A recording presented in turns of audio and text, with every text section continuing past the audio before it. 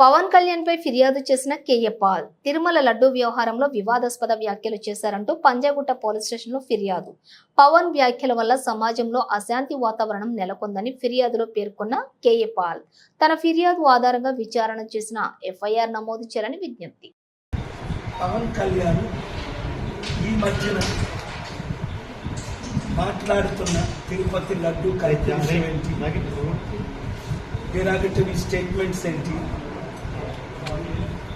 Inciting అని 14 సెక్షన్స్తో నేను అఫీషియల్గా పంజాగుట్ట పోలీస్ స్టేషన్ అండర్లోనే కదా ఆపోజిట్ కాలనీ అమెరికా ఉంటున్నాను కాబట్టి నేను వచ్చి మీకు అఫీషియల్గా కంప్లైంట్ ఇస్తున్నాను. ఇమీడియట్గా ఆయన్ని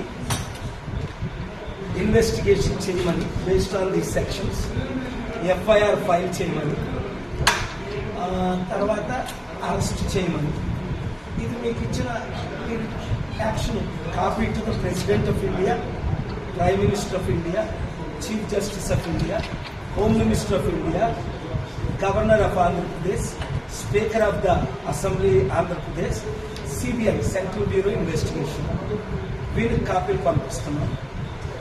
మీరు దీన్ని ఎఫ్ఐఆర్ చేసి నాకు దాన్ని ఏమంటారు కాపీ